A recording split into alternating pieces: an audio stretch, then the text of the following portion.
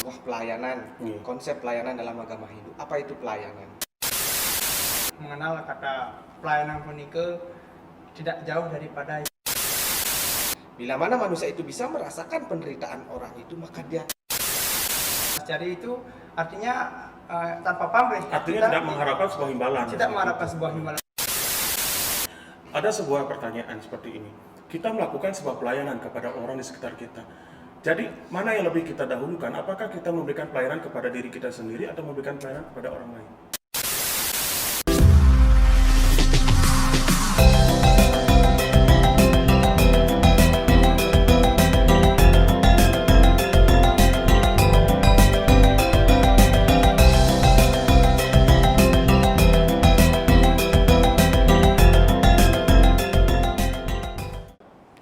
Om Swastiastu. Hadirin semuanya, para pemirsa setia pemalen penyuluhan media online, kembali bersama saya Adi Harta dari Pokjalu Kementerian Agama Kabupaten Klungkung. Pada kesempatan yang baik ini, yaitu kami akan membawakan sebuah siraman rohani, yaitu dengan tema pelayanan dalam ajaran agama Hindu. Pada kesempatan yang baik ini, kami sudah mendatangkan dua orang narasumber yang sudah mumpuni di bidangnya. Yang pertama ada Bapak Idewo Ngakan Gede Hardiputra, SPIL MAG. Om Swastiastu. Idewo, kenapa tidak? Cek, asal karo kena katanya. Kemudian narasumber yang kedua yaitu ada Bapak Iputu Wisnawo Jayantika SPD. Om Swastiastu. Kenapa? Pak Iputu kena karo. Sekarang mari kita dengarkan bersama bagaimanakah pembahasan pada kesempatan ini terkait dengan pelayanan dalam ajaran agama Hindu. Untuk kesempatan saya berikan kepada Bapak Dewa terlebih dahulu memaparkan bagaimana sebenarnya yang wajib kita laksanakan dalam ajaran agama Hindu mengenai sebuah pelayanan. Itu silakan. semua untuk dalah yang diberikan, waktu yang diberikan kepada Tiang dan rekan Tiang. Di kesempatan ini kita membawakan suatu materi yang sangat menarik, yaitu sebuah pelayanan, konsep pelayanan dalam agama Hindu. Apa itu pelayanan? Nah, sebelum masuk ke konsep pelayanan ini, alangkah baiknya kita tahu bahwa kita diberikan sebuah karunia oleh Tuhan Yang Maha Kuasa, Ide Sang Hyang Widi Wase, yaitu karunia adalah naluri hati nurani kita. Ini merupakan sebuah karunia yang diberikan oleh Tuhan kepada setiap insan manusia, agar insan manusia bisa memiliki rasa kasih sayang, rasa cinta kasih kepada baik itu sesama umat manusia, baik kepada Sang Penciptanya dan alam semesta ini. Jadi konsep kasih sayang dalam ajaran agama Hindu ini tidak hanya mencakup dari sisi manusia kepada manusia saja, tetapi konsep kasih sayang dalam agama Hindu ini adalah konsep liarnya yang kita persembahkan ke hadapan Ide Sang Hyang Widi Wase, ke hadapan sesama manusia dan kepada alam semesta ini. Dalam Bhagavata Purana, konsep kasih sayang ini disebut darsanam atau sewana, sebuah pelayanan. Pelayanan kepada sesama manusia, pelayanan kepada Ide Sang Hyang Widi, pelayanan kepada alam semesta. Dalam ajaran agama Hindu kita di Bali, banyak konsep-konsep pelayanan ini yang tertuang dalam yatnya-yatnya yang kita jalani setiap hari. Ada Rahina Purnamo, ada Rahina Tilam, ada tumpak. Kalau dalam bahasa Jawa disebut tumpak, dalam bahasa Bali tumpak, ada tumpak kandang, ada tumpak uduk, kasih sayang kepada hewan, kasih sayang kepada tumbuh-tumbuhan. Nah, ini perlu kita pahami. Apa sih kasih sayang yang terdapat di dalam ajaran agama ini? Sebenarnya di dalam konsep kita beragama, inti dari ajaran agama kita adalah ajaran kasih sayang, yaitu ajaran pelayanan itu sendiri. Perlu kita dalami, kita resapi lebih dalam lagi. Sumber yang bisa kita ambil ialah dalam kitab Bhagavad Gita 6 sloka 3. Di sana disebutkan bahwa ada sebuah perputaran rodayatnya yang harus dilakukan setiap insan manusia di dunia ini. Bila mana kita tidak melaksanakan rodayatnya ini atau tidak berbuat rodayatnya ini, sama dengan kita dengan orang-orang jahat. Kita tidak melaksanakan kehidupan dengan baik. Inilah pentingnya kita tahu apa itu pelayanan, apa yang harus kita lakukan, yang mana disebut pelayanan dalam kehidupan beragama ini. Setidaknya di dalam kita melaksanakan kehidupan beragama, kita tahu langkah-langkah apa yang kita jalani. Bagaimana kita melangkah, apa yang kita lakukan dalam suatu yatnya. Kenapa kita harus melakukan yatnya ini? Konsep kita melakukan yatnya ini untuk apa? Nah, inilah jawabannya kita berdiskusi di sini, bahwa setiap kegiatan apa yang menyangkut tentang dasar-dasar agama yang kita lakukan itu adalah pelayanan. Baik itu di dalam kegiatan kita di keseharian kita di rumah, baik itu dalam kegiatan kita di dunia pekerjaan, dan kegiatan kita dalam masyarakat itu sendiri. Sehingga di dalam ajaran agama Hindu yang kita dalami sekarang, atau apa yang kita akan bahas sekarang tentang pelayanan ini, adalah suatu inti dari ajaran yatnya itu sendiri. Yatnya itu dapat diartikan dengan suatu pengorbanan yang tulus ikhlas. Apa sih pengorbanan yang tulus ikhlas? Kalau kita tidak memahami tentang pelayanan ini, maka niscaya tidak akan bisa kita melaksanakan pengorbanan yang tulus ikhlas. Nah, jadi menurut Bli Dewo adalah sebuah pelayanan itu merupakan sebuah yatnya yang didasari dengan rasa cinta kasih dan tulus ikhlas. Nah, kepada narasumber yang kedua, Bli Putu Wisnawa, apa sih sebenarnya pelayanan itu yang harus kita lakukan selain dengan berupa yatnya? Jadi sudah banyak sekali dijelaskan oleh Bli Dewo dari terkait dengan niatnya, terkait dengan pelayanan. Mengenal kata pelayanan punike tidak jauh daripada niatnya. Pelayanan itu adalah sebuah persembahan. Nah, secara yang definisikan itu sebuah pelayanan servis. Jadi pelayanan itu umumnya dilaksanakan dengan ikhlas cari seperti itu. Nah, seperti dalam kutipan Niti Sastra, dalam inggawe seperti amrih. Nah, teruslah berkarya tanpa mengharapkan suatu hasil. Itu adalah sebuah yatnya pula artinya. Jadi ketika kita melaksanakan sebuah kegiatan, melaksanakan sebuah prosesi ngayah seperti itu yang umum pada Yohane di Bali atau tetua-tetua dahulu mengajarkan kita ngayah dengan rasa lascari. Lascari itu artinya tanpa pamrih. Artinya tidak mengharapkan sebuah imbalan. Tidak mengharapkan sebuah imbalan, melainkan itu akan datang. Kita melaksanakan, misalnya alit melaksanakan kepada anom seperti itu, melaksanakan menolong anom di sekolah, memberikan uang, meminjam. Ini saya walaupun anom tidak memberikan, tapi mungkin nanti made atau pemain lainnya itu akan memberikan pula. Oh, nanti saya akan bayarin untuk beli jajan di apa. Karena itulah melaksanakan pelayanan atau melaksanakan iannya dengan rasa ikhlas itu tidak harus kita harus mengharapkan benefit, kita harus tidak mendapatkan keuntungan. Itu harus dilaksanakan dengan rasa yang benar-benar pure. Ini. Nah, benar sekali bahwasanya pemirsa di rumah, kita harus memberikan sebuah pelayanan dengan rasa ikhlas. Tidak mengharapkan sebuah timbal balik. Beda dengan sebuah kita menanam sebuah karma. Apa yang kita tanam, itu yang akan kita tuaikan seperti itu. Jadi sebuah kita memberikan pelayanan harus didasari dengan rasa lascaria seperti itu. Nah, jadi wajibkah kita melakukan sebuah pelayanan jika kita memiliki sebuah keterbatasan? Nah, seperti sekarang kita ambil contoh dalam zaman sekarang kan, di tahun sekarang situasi pandemi COVID-19, kita tidak punya materi, kita tidak punya harta benda yang akan kita berikan sebuah pelayanan kepada tetangga ataupun siapapun yang membutuhkan. Bagaimana caranya kita mensiasati dalam situasi seperti ini? Kita harus mampu dan tetap bisa melayani saudara kita yang bisa disebut dengan sebuah yatnya. Tadi di awal saya sudah singgung bahwa ide Sang Hyang Widi atau Tuhan itu sendiri memberikan anugerah kepada manusia itu naluri. Nah, sekarang ukuran manusia, kita bisa mengukur bagaimana seseorang atau seorang manusia, ukuran kemanusiaannya seperti apa. Bila mana seorang manusia itu bisa peduli kepada orang dan merasakan penderitaan orang.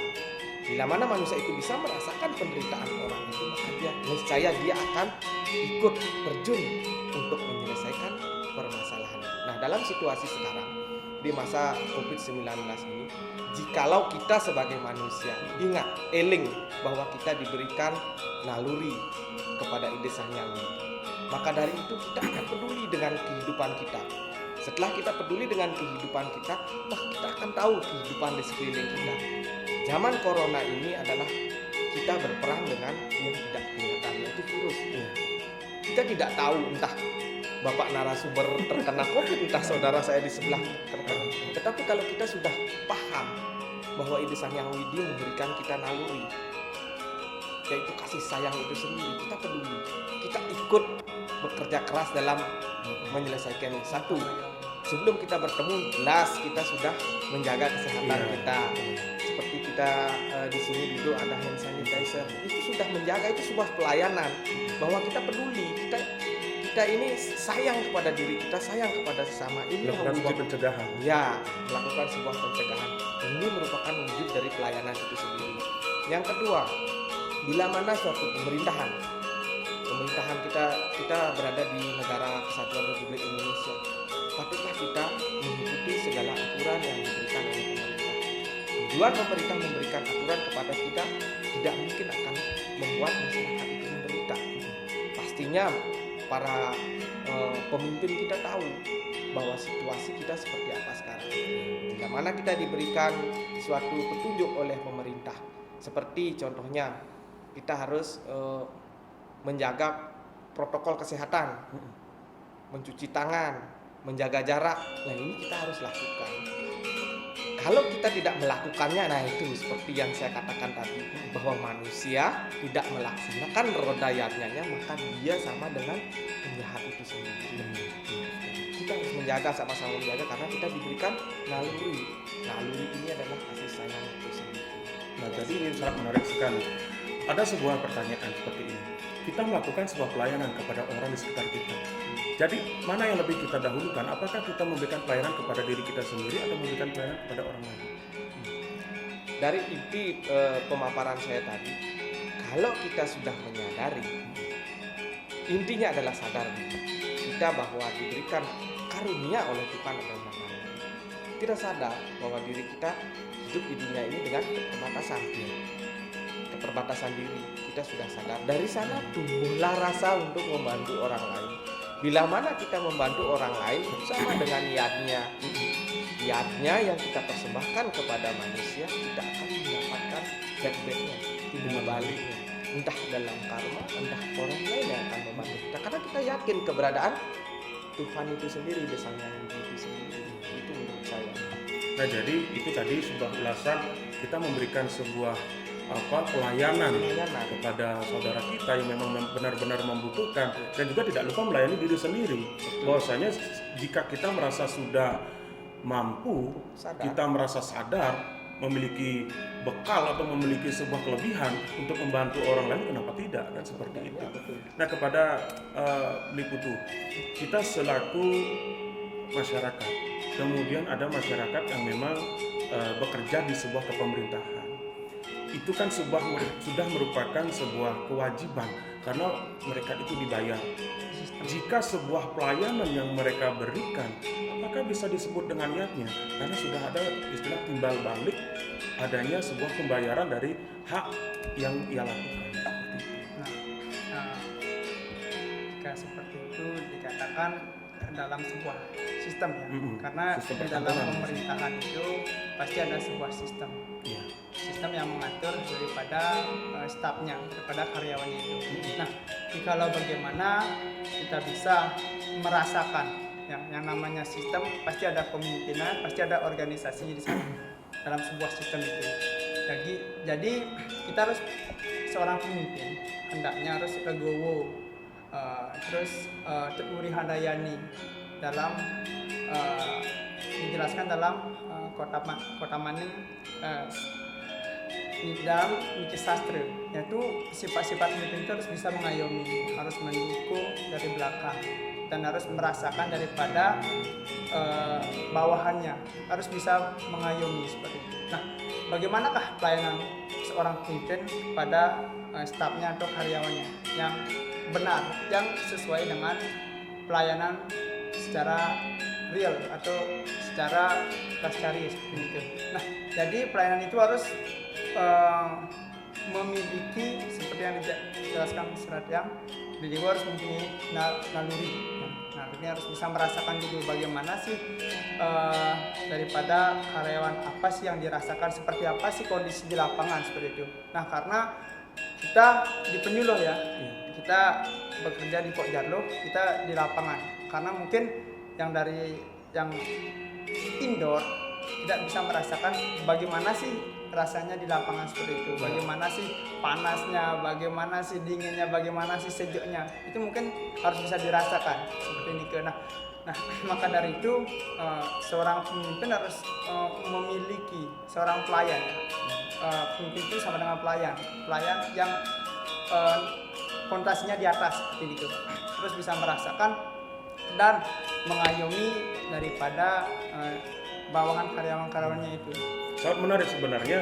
Tadi sempat dibilang seorang pemimpin adalah seorang pelayan, sama dengan wakil rakyat kan seperti itu. Artinya seorang pemimpin itulah yang menjadi wakil dari aspirasi sebuah masukan masyarakat, menampung sebuah aspirasi dari masyarakat kan seperti itu. Nah, jadi benar sekali bahwasanya di mana di sebuah perkantoran kita harus tetaplah steril dan atasan pun harus mengerti bagaimana sebuah pelayanan itu harus kita lakukan kepada masyarakat yang memang benar-benar membutuhkan kan seperti itu. Nah, kemudian berapa pentingnya sebuah pelayanan dalam ajaran agama Hindu seperti yang Liputu Wisnu ketahui sendiri. Nah, pelayanan dalam umat Hindu itu tentunya menjadi dasar ya, fondasi. Karena kita di Kementerian Agama dan di penyuluh juga, penyuluh agama Hindu, dasarnya kita melaksanakan dasarnya kita melaksanakan pelayanan. Kita garda terdepan di penyuluh, karena kita yang membawa nama Kementerian Agama dan Kemenag di kabupaten seperti itu. Ujung tombaknya, baik buruknya kita yang merasakan dan panas natak tes panas di bumi nih seperti ini kan. Kita yang merasakan di lapangan seperti nabi seperti apa dan filosofisnya melaksanakan pelayanan yang baik. Nah, seperti sekarang di era pandemi ini kita kan harus melaksanakan pelayanan dengan healthcare ya. Pelayanan yang sehat seperti ini. Bagaimana sih caranya kita melaksanakan pelayanan yang sehat dan pelayanan yang mengedukasi? Nah, seperti kita siapkan hand sanitizer, misalnya kita melaksanakan penyuluhan terhadap pemuda. Yang mungkin pemuda 50-50 ya, percaya nggak percaya jadi porno jadi dia percaya ya corona yang terus sehatnya nanti misalkan yang ini sebelum penyuluhan nanti misal dengan yang masih sehat masih sebelum masa misalkan ada masker seperti itu. Tapi yang namanya virus itu tidak mengenal siapapun bisa kena ya. Walaupun yang katanya pejabat, walaupun yang katanya badannya besar seperti Tomang, bisa juga terjangkit virus seperti itu, apalagi tiang ya, yang kecil seperti ini, virusnya mungkin cepat masuk seperti itu. Nah, karena itu kita harus menyiapkan daripada protokol kesehatan. Jadi sebelum melaksanakan sebuah penyuluhan, kita harus siapkan dulu seperti masker, hand sanitizer, dan kita harus social distancing, menjaga jarak. Yang mohon maaf juga karena kita menjaga jarak, jadinya kita tidak menggunakan masker dalam talk show hari ini. Gitu. Nah, yang kedua kita memberikan edukasi terhadap pemuda-pemuda di lapangan, terhadap kegiatan kita di lapangan seperti itu. Jadi walaupun di kantoran, walaupun di lapangan, tetap kita bisa mengedukasi dan memberikan pelayanan yang ada benefit edukasinya, dari pendidikannya seperti itu. Jadi yang dapat ditegaskan tadi dari narasumber kita yang suka sekali menaik gunung mendaki, bahwasanya sebuah pelayanan halnya seperti contoh sekarang kan seperti itu. Kita sebagai penyuluh agama Hindu memberikan sebuah pelayanan, memberikan sebuah edukasi, pendidikan kepada masyarakat melalui media sosial, yaitu seperti yang sudah terpampang disebut dengan pemalen, penyuluhan media online. Jadi bagaimanapun keadaan situasi, kita harus tetap kreatif, berinovasi kan seperti itu. Tadi menekankan bahwasanya berapa pentingnya sebuah pelayanan dalam ajaran agama Hindu, berarti beliau sudah menekankan bahwasanya kita sebagai umat manusia harus tetap produktif, harus tetap memiliki akal sehat, memberikan sebuah pelayanan kepada umat kita bersama. Nah, jadi untuk kepada Bli Dewo, tadi sudah ditekankan dalam media penyuluhan. Nah, menurut Bli Dewo, berapa pentingkah pelayanan dalam ajaran agama ini? Apakah itu bisa kita jadikan sebuah bekal nanti menuju ke sana? Sekarang kita menuju ke inti dari pelayanan itu Iya. dalam agama. Perlu kita ketahui kan, di dalam Atharwa Weda jelas dikatakan bahwa aham brahmanatma naiket aham brahmanasmi. Di dalam diriku ada kamu. Sang Yang Atma yang ada di dalam diri kita, begitu juga dengan Sang Yang Atma yang ada dalam dirinya Komang, itu merupakan bagian dari para Mahatma itu sendiri. Jadi kalau kita memahami itu secara mendalam, ajaran agama ini, jadi konsep pelayanan ini, bila mana kita melayani orang lain, melayani diri kita sendiri, sama dengan kita melayani Tuhan itu sendiri. Ini perlu kita tekankan, seperti yang dijelaskan oleh Ibu tadi, secara sangat energik sekali untuk menjelaskan saya melakukan penyuluhan dengan harus menjaga protokol kesehatan, social distancing. Dia sangat sayang dengan Tuhan itu sendiri karena dia sadar bahwa di setiap insan di dunia ini itu ada Atma. Bahkan di dalam Atharwa Weda itu sangat tegas dijelaskan bahwa Atman itu tidak ada hanya di dalam diri manusia, bahkan di dalam hewan, bahkan di dalam tumbuhan. Seluruh isi di dunia ini merupakan Tuhan itu sendiri. Jika kita sudah memahami konsep ajaran agama ini, niscaya pelayanan yang kita lakukan pasti akan menemukan yang disebut dengan tulus dan ikhlas. Seperti moto kita di dalam Kementerian Agama, ikhlas beramal. Tapi sebelum kita memahami kata ikhlas beramal ini, tentulah kita harus menelusurinya. Apa sih maksud dari ikhlas beramal? Nah, inilah jawabannya. Dalam ajaran agama Hindu kita mengenal tentang pelayanan. Dalam pelayanan ada riatnya. Di dalam riatnya kita memahami tentang sastra agama. Yang termasuk di dalam sastra agama adalah Weda itu. Apa sih dijelaskan dalam sastra Weda itu sendiri? Ya, ini intinya.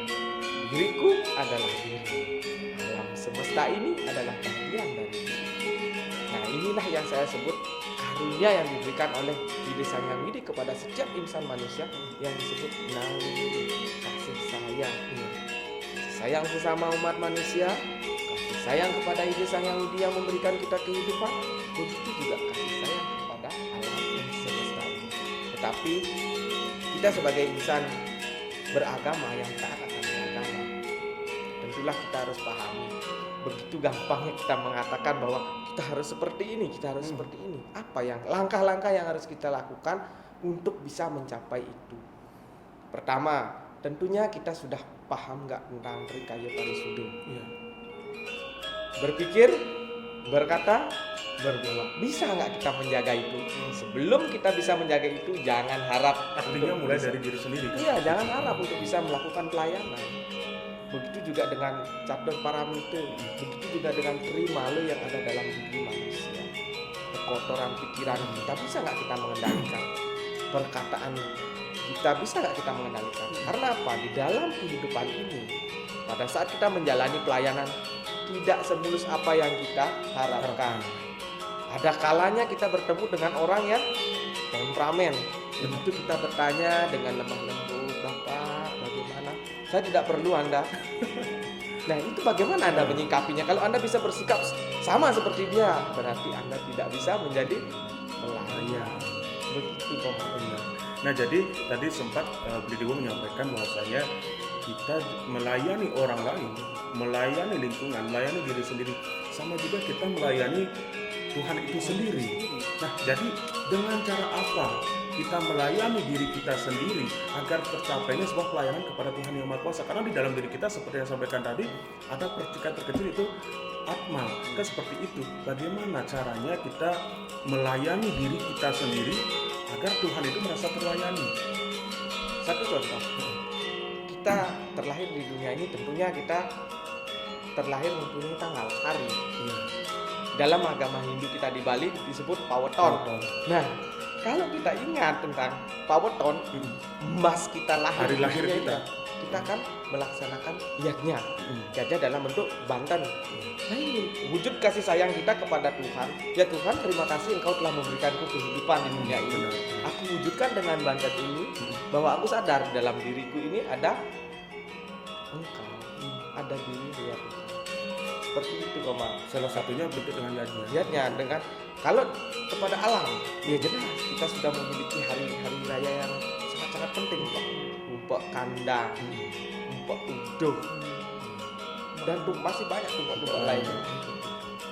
Itu sebuah pelayanan kita kepada Tuhan. Manusia sadar diberikan rasio, diberikan naluri. Rasio adalah kecerdasan, naluri adalah kasih sayang. Di dalam diri ada hikmah.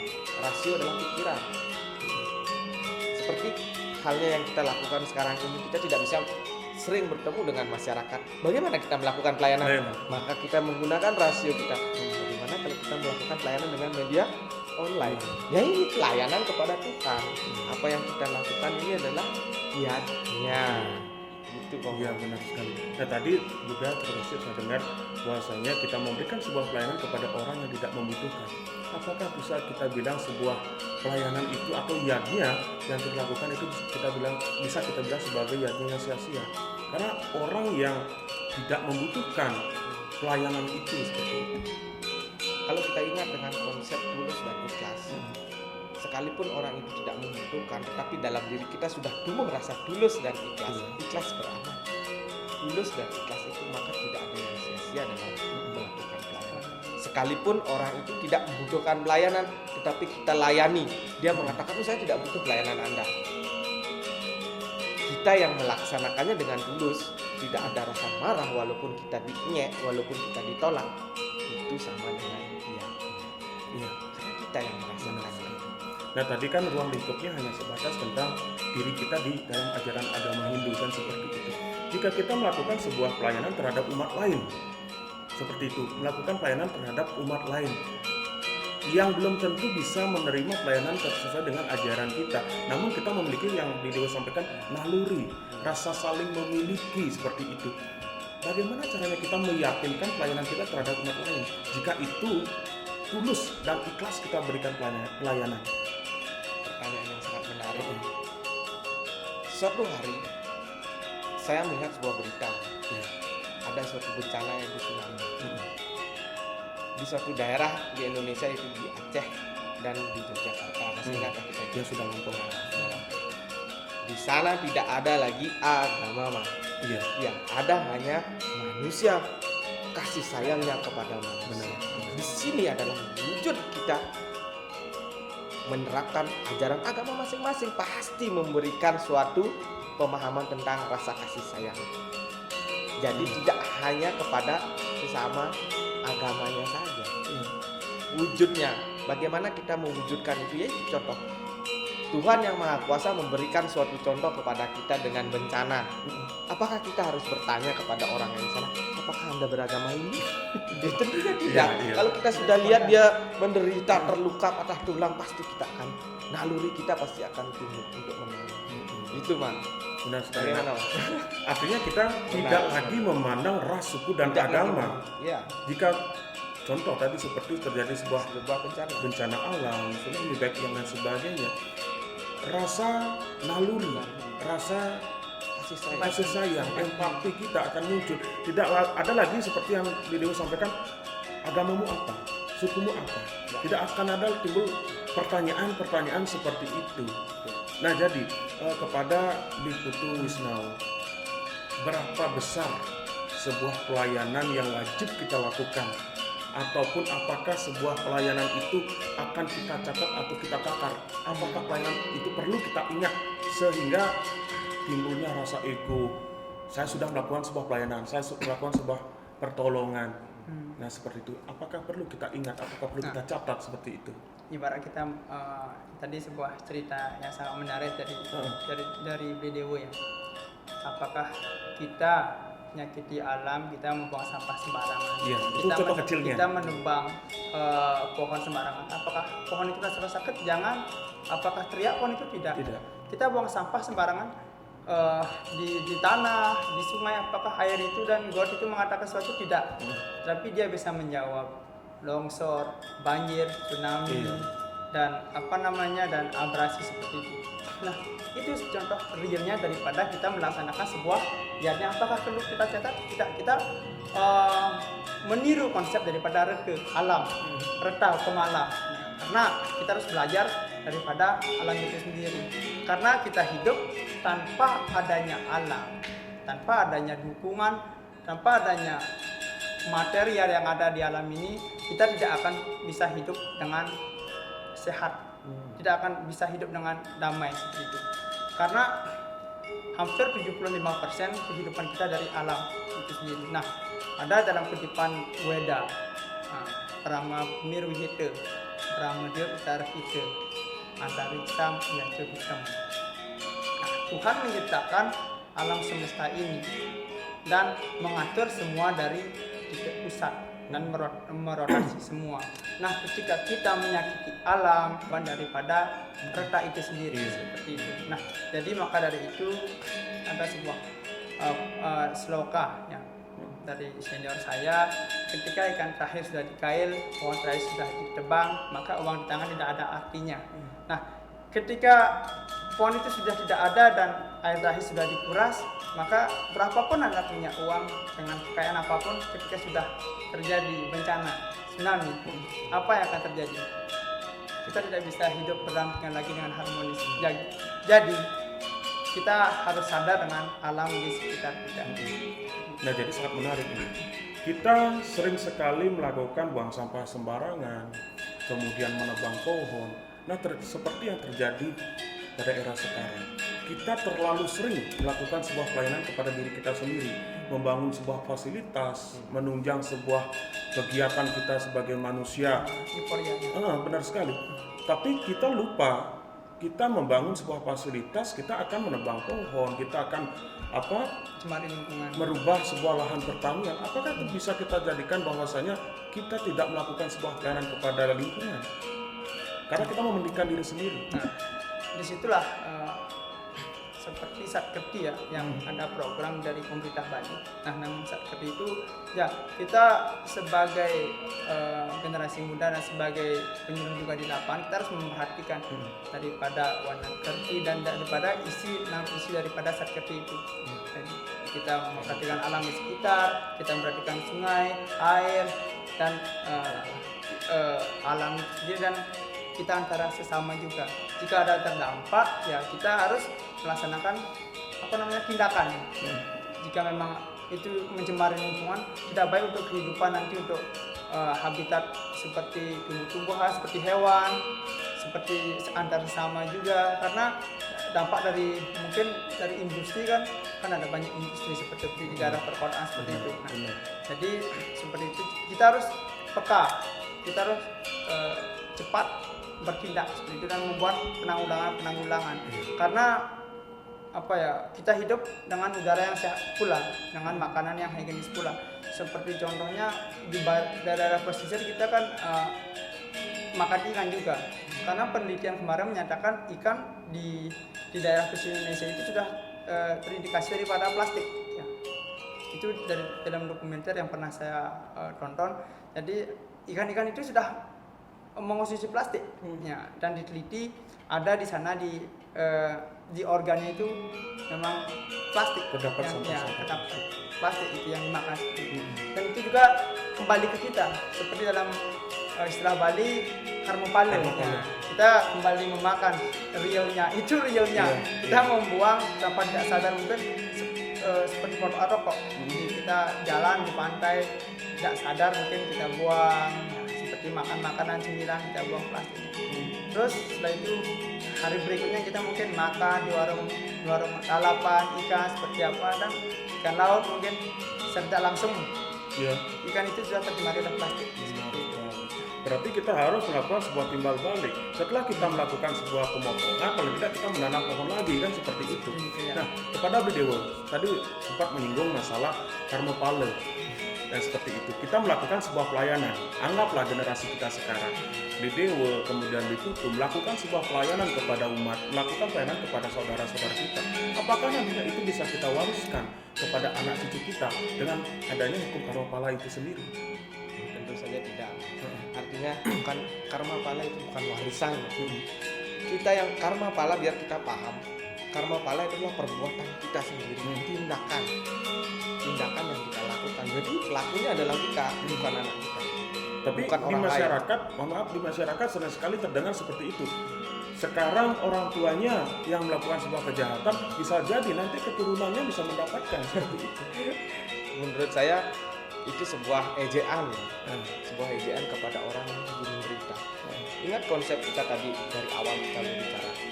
Bila mana kita bisa merasakan penderitaan orang lain, maka kita akan terjun menyelesaikannya juga. Nah, kalau konsep seperti itu, tadi kalau menjelaskan bahwa ada orang ngenyek ini istilahnya.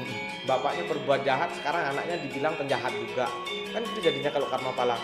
Bapaknya penjahat, anaknya penjahat, cucunya penjahat, semua akan menjadi penjahat. Tidak seperti itu. Maka karma pala adalah tindakan yang kita lakukan di saat ini kita berbuat. Itu akan membuahkan suatu hasil yang disebut pahala. Entah itu pahala yang baik atau pahala yang buruk. Tapi dalam konsep pelayanan ini tentunya kita semua di sini sepakat bahwa kita akan melaksanakan pelayanan yang baik. Seperti kita di media online sekarang ini melakukan pelayanan yang baik. Tapi bagaimana dengan orang yang melaksanakan pelayanan yang tidak baik, itu pertanyaannya koma. Tentunya yang berbuatlah yang akan menerima perbuatannya itu sendiri. Karena sana yang berbuat akan menerima, tidak keturunannya. Karena saya meyakini walaupun di setiap insan ada sang yang atma yang disebut percikan dari para mahatma itu sendiri, tetapi tindakan yang dilakukan setiap manusia belum sama, Mas. Bapaknya penjahat, anaknya bisa jadi presiden, siapa tahu. Makanya ada istilah rambut boleh sama hitam, pemikiran orang belum tentu sama. Belum tentu sama. Tapi dalam ajaran agama kita dikatakan karma pala adalah siapa yang berbuat, dialah yang akan memetik buah. Bukan harus diwariskan ke anaknya, Mas. Karena sering Ini sekali bukan warisan. di masyarakat kan sering sekali terjadi hal seperti itu. Nah, jadi bapaknya gini gitu misalnya, bin puan, bin manu puan, anaknya karena katanya seperti itu masyarakat di luaran sana. Karena kemungkinan kan seperti itu karena Tapi dekat mungkin. belum paham paham, jelas. belum paham. Itu sebuah ejaan. Makanya kita luruskan sekarang. Iya. Apa sih yang kita layani? Ya, sebelum kita melakukan pelayanan, niscaya kita harus tahu dulu. Kita bisa merasakan penderitaan orang lain, bukan merasakan saja, kita terlibat dalam penderitaan orang lain, maka niscaya kita akan ikut menyelesaikannya. Tapi dalam pertanyaannya Komang tadi itu sudah menyewa. Boro-boro mau menolong, sudah keluar duluan dari perkataan, sudah keluar bapakmu orang penjahat, kamu pasti penjahat, sudah dari pikiran, dari perkataan, perbuatan, sudah tidak termasuk dalam pelayanan itu sendiri. Bahkan yang berkata, yang berpikir, yang berbuat itulah penjahat itu sendiri, Mang, gitu. Nah, jadi bisa dibilang sebagai sejenis pembulian kan? Iya, pembulian itu tidak. Jangan sangkut pautkan agama ini dengan ada pemahaman karma pala ini dengan bapaknya seorang penjahat, anaknya akan menjadi penjahat, tidak seperti itu. Iya. Tidak seperti itu. Nah, jadi misalnya seperti ini sangat menarik sebenarnya terkait dengan karma pala lagi. Kita melakukan sebuah pelayanan yang baik kan seperti itu. Kita melakukan sebuah pelayanan yang baik kepada orang yang memang benar-benar membutuhkan. Apakah ada istilah pelayanan yang tidak wajar? Bisa kita bilang sebagai sebuah pelayanan. Misalnya kita melakukan sebuah kejahatan. Apakah itu hal bisa kita sebut dengan sebuah pelayanan yang kurang tepat ataupun pelayanan yang tidak harusnya kita lakukan dalam ajaran agama ini itu sendiri? Ya tentunya pasti ya. Karena apa? Orang yang melakukan sebuah tindakan yang tidak sesuai dengan koridor agama, tentunya orang yang berbuat itu tidak tahu ya. Kita bahas ini bahwa di dalam dirinya ada naluri. Apa itu naluri? Sang yang atma itu sendiri. Manusia diberikan rasio, makanya kita sebagai manusia diberikan tripremana. Sabda bayu hidup. Kita diberikan rasio berpikir. Wajar nggak perbuatan ini di kalangan sosial dulu? Iya. Apalagi ranah agama. Agama itu adalah dogma. Ada perbuatan yang boleh dilakukan, ada yang tidak boleh dilakukan. Boro-boro dia mau memahami dogma ini, nalurinya sudah tidak dipahami. Jadi tujuan kita di sini duduk bersama membahas tentang pelayanan ini, semoga kita bisa memberikan atau meluruskan saudara-saudara kita yang sekarang mungkin lagi bingung di dalam situasi seperti ini, apa yang harus kita lakukan. Jangankan kita mau berbuat baik, untuk menolong dirinya saja sudah susah Mang di zaman corona ini. Benar. Untuk menolong dirinya saja sudah susah. Tapi tidak menutup kemungkinan dia akan bisa berbuat baik bila mana dia memahami perbincangan kita ini, bahwa dalam dirimu lu ada naluri. Maka nalurimu bila mana inner beauty, seperti orang lain mengatakan bahwa tunjukkanlah inner beauty, itulah naluri. Naluri dalam diri yang ditunjukkanlah itu, maka ide-ide akan muncul seperti kita ini. Kita susah melakukan pelayanan ini di masyarakat. Mau turun ke masyarakat harus social distancing, menjaga jarak. Bagaimana nih Cik biar tidak ada jarak? Sekarang sudah ada handphone. Jadi media sosial kita melakukan pemalen ini, penyuluhan melalui media online. Itu sebuah pelayanan niatnya. Tetapi jangan kita mengharapkan sebuah imbalan dulu. Kita melakukan pemalen biar karma kita baik, nggak usah disebutlah itu. Maka Tuhan itu akan tahu sendiri. Dia akan menjawab sendiri dengan hukum-hukumnya. Manusia disebut hukum renang, sedangkan alam disebut hukum retang. Tri renang, hukum renang. Kita berhutang, terlahir dunia ini, hutang kepada Sang Yang Widi, hutang kepada sesama manusia, hutang kepada para maharesi. Loh, lahir aja sudah mempunyai hutang loh, Mak. Apalagi kita sekarang hidup. Lah iya, gitu loh, Mak. Benar sekali. Nah, jadi sudah banyak hal yang kita bahas pada kesempatan ini, mulai dari bahwasanya pelayanan itu adalah yati, dan pelayanan itu adalah rasa tulus, kasih, ikhlas, seperti itu, lascaria, dan juga pelayanan itu sebagai investasi, ada timbal baliknya untuk masa depan kita, kan seperti itu. Jangan kita selalu berharap dengan apa yang kita lakukan, tetapi jangan kita mencatat, biarkanlah Tuhan itu sendiri yang mencatat apa saja pelayanan yang sudah kita lakukan. Baik, yang terakhir, pesan buat para generasi muda, para milenial dan masyarakat pada khususnya yang menyaksikan channel YouTube Pok Jaluk Klungkung ini, silakan kepada BDW, apa saja sih pesannya yang perlu kita sampaikan? Sebelum ke pesan, wujud dulu. Wujudnya. Wujud dari pelayanan ini ada 3. Yang pertama, swastaya wahyu, yaitu menjaga hidup ini agar tetap sehat. Healthy care, seperti itu yang katakan. Kita harus tetap menjaga kehidupan ini biar sehat. Bukan berarti sehat secara jasmani, tetapi sehat secara mental juga. Yang kedua disebut widya wahini, menjaga pengetahuan, edukasi care. Kita janganlah berhenti untuk belajar, janganlah berhenti untuk menerima suatu masukan. Semasa masukan itu baik, maka kita terima. Inilah wujud dari pelayanan. Yang ketiga disebut raja wahini, yaitu menjaga hubungan harmonis ke masyarakat, ke social care. Kita harus tetap menjaga hubungan harmonis. Mungkin untuk pesan dan kesan saya berikan ke rekan saya Putu. Ada pesan dan kesan yang Kesannya dalam dijelaskan dalam sumber sekuender ya.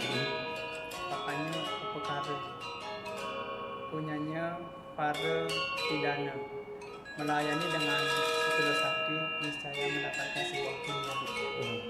Sangat luar biasa. Sangat luar biasa. Jadi pemirsa di channel YouTube Pok Jaluk Klungkung, demikianlah perbincangan kami dengan kedua narasumber terkait dengan pelayanan dalam ajaran agama Hindu. Nah, jadi buah keheningan adalah doa, dan buah doa adalah iman, dan buah iman adalah cinta, dan buah cinta adalah pelayanan.